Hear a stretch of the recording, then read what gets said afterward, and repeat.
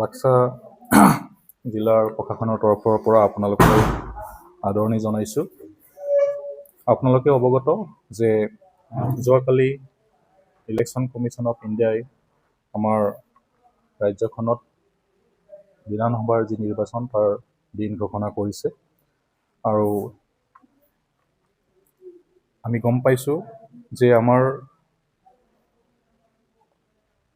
আমাৰ জিলাত যি দুটা সমষ্টি আছে, বাক্সা ST ৰিজাৰ্ভ সমষ্টি আৰু মানাছ সমষ্টি, এই দুটা সমষ্টিত আমাৰ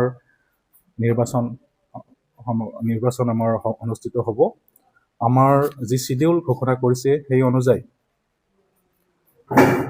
আজি আমাৰ পাব্লিক নটিচ ইছ্যু হৈছে। অহা 23 মাৰ্চ 2026 তাৰিখৰ ভিতৰত যিসকল প্ৰতিদ্বন্দ্বী প্ৰাৰ্থী তেওঁলোকে নমিনেশ্যন দাখিল কৰিব পাৰিব আৰু নমিনেশ্যনৰ যি স্ক্ৰুটিনি 24 মাৰ্চ 2026 স্ক্ৰুটিনিৰ তাৰিখ নিৰ্ধাৰণ কৰা হৈছে আৰু কেণ্ডিডেটসকলে তেওঁলোকৰ উইথড্ৰলৰ কাৰণে যি লাষ্ট ডেট সেয়া হৈছে 26 মাৰ্চ 2026। আমাৰ এই দুইটা সমষ্টিত 9 এপ্ৰিল 2026 ভোট গ্ৰহণ হ'ব আৰু কাউণ্টিং হ'ব 4 মে 2026। আপোনালোকৰ জ্ঞাতাৰ্থে আমি জনাব বিচাৰিছোঁ যে আমাৰ যি ডিলিমিটেশ্যন প্ৰক্ৰিয়া, এই ডিলিমিটেশ্যন প্ৰক্ৰিয়াৰ পিছত আমাৰ ইয়াত দুটা বিধানসভাৰ সমষ্টি নতুনকৈ নামাকৰণ হৈছে। আগৰ যি বৰমা আৰু চাপাগুৰি সমষ্টি আছিলে তাৰ সলনি এইবাৰ বাক্সা STৰ কাৰণে ৰিজাৰ্ভ আৰু মানাহ সমষ্টি, এই দুটা সমষ্টিত আমাৰ নিৰ্বাচন হ'ব। আমাৰ এই দুটা সমষ্টিত মুঠ পলিং ষ্টেচন 502টা আছে। তাৰ ভিতৰত বাক্সা সমষ্টিত 244টা আৰু মানাহ সমষ্টিত 258টা আছে। 502টা পলিং ষ্টেচন আমাৰ মুঠ 344টা পলিং ষ্টেচন লোকেশ্যনত আছে আৰু এই দুটা সমষ্টিত আমাৰ মুঠ ভোটাৰ 4,02,328টা আমাৰ ভোটাৰ আছে। আমি ইতিমধ্যে আমাৰ প্ৰশাসনৰ তৰফৰ পৰা আমি সম্পূৰ্ণভাৱে আমি প্ৰস্তুত। ইতিমধ্যে আমাৰ যি প্ৰিজাইডিং অফিচাৰ, পলিং অফিচাৰ, তেওঁলোকৰ যি প্ৰশিক্ষণ, সেই প্ৰশিক্ষণৰ ব্যৱস্থা কৰা হৈছে। আমি ষ্ট্ৰং ৰুম আৰু মেটেৰিয়েল ডিষ্ট্ৰিবিউশ্যন ৰিচিপ্ট কাউণ্টাৰৰ আমাৰ যি প্ৰস্তুতি, সেইবিলাক আমাৰ প্ৰস্তুতি হৈ আছে। ইতিমধ্যে আমি সুচাৰুৰূপে নিৰ্বাচন পৰিচালনা কৰাৰ কাৰণে আমি বিভিন্ন ছেক্টৰ আৰু জোন আমি প্ৰস্তুত কৰিছোঁ। তাত বিভিন্ন ধৰণৰ আমি বিভাগৰ পৰা ছেক্টৰ অফিচাৰ, জোনেল অফিচাৰ আমি নিয়োগ কৰিছোঁ। তেওঁলোকে ইতিমধ্যে পলিং ষ্টেচনসমূহ তেওঁলোকে ঘূৰিছে, তেওঁলোকে ছেক্টৰ প্লেন, ৰুট প্লেন তেওঁলোকে বনাইছে।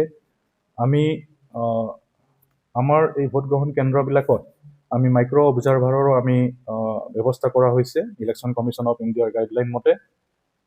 আমাৰ যি মুঠ ভোটগ্ৰহণ কেন্দ্ৰ তাৰ ভিতৰত এইবাৰ আমাৰ নতুন কেইটামান PS, মানাহ সমষ্টিত 13টা আৰু বাক্সাত 4টা, মুঠ 17টা আমাৰ নতুন পলিং ষ্টেচন আছে।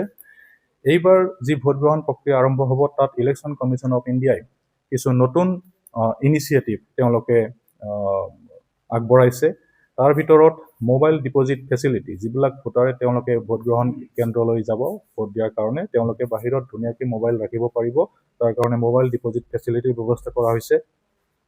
চৰকাৰীভাৱে clear voter information slip VIS, য'ত পাৰ্ট নাম্বাৰ, ক'ত ভোটগ্ৰহণ কেন্দ্ৰৰ অৱস্থিত তাৰ নাম্বাৰ আৰু তেওঁলোকৰ চিৰিয়েল নাম্বাৰ, এইটো খুব স্পষ্টভাৱে তাত উল্লেখ কৰা আছে।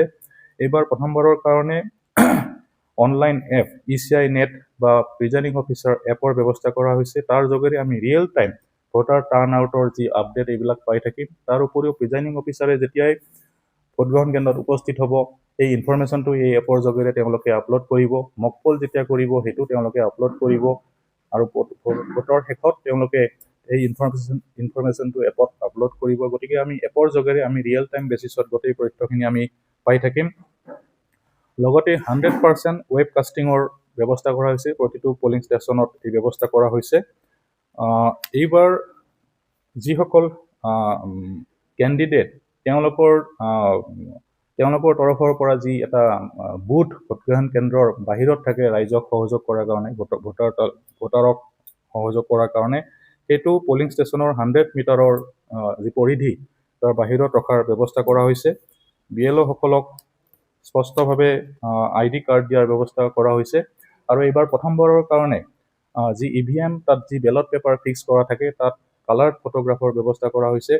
এনেকুৱা ধৰণে বিভিন্ন নতুন যি সংযোজন ইলেকশ্যন কমিশ্যন অফ ইণ্ডিয়াৰ তৰফৰ পৰা কৰা হৈছে, ইয়ে আমি আশাবাদী যে অনাগত দিনত আমাৰ যি নিৰ্বাচন ইয়াত হ'ব সুকলমে আৰু ৰাইজক যথেষ্ট সকাহ দিব, আমি এইটো আশা কৰিছোঁ।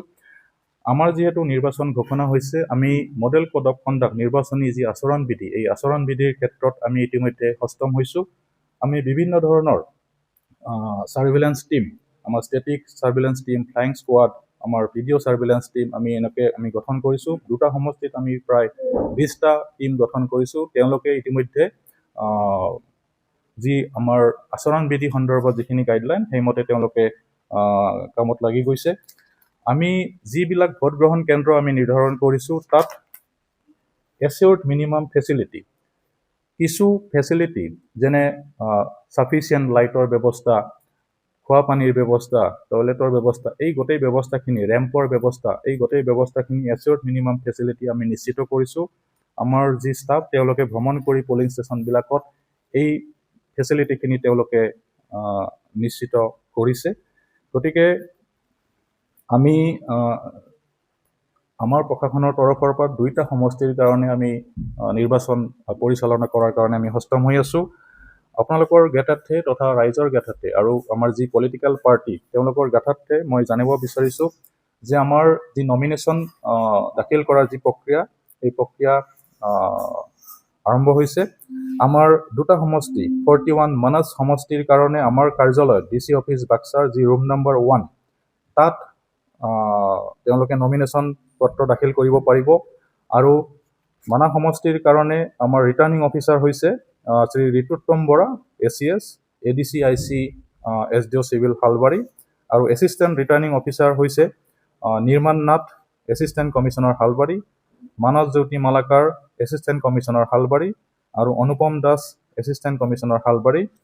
আৰু 42 বাক্সা ST সমষ্টিৰ কাৰণে ৰুম নম্বৰ 2, আমাৰ এই DC অফিচৰ যি কাৰ্যালয়, ৰুম নম্বৰ 2 নিৰ্ধাৰণ কৰা হৈছে। তাত ৰিটাৰ্ণিং অফিচাৰ হিচাপে থাকিব শ্ৰী জিতুৰাজ গগৈ, ACS, ADC বাক্সা, আৰু এছিষ্টেণ্ট ৰিটাৰ্ণিং অফিচাৰ হিচাপে থাকিব Mustafa Salim Ahmed, ADC Baksa, Amrita Dutta, assistant commissioner Baksa, আৰু ক্ষীৰোদ কমল হাজৰিকা, চাৰ্কুল অফিচাৰ বৰমা। আমাৰ ফালৰ পৰাই এইখিনি আমাৰ জনাবলগীয়া আছিলে।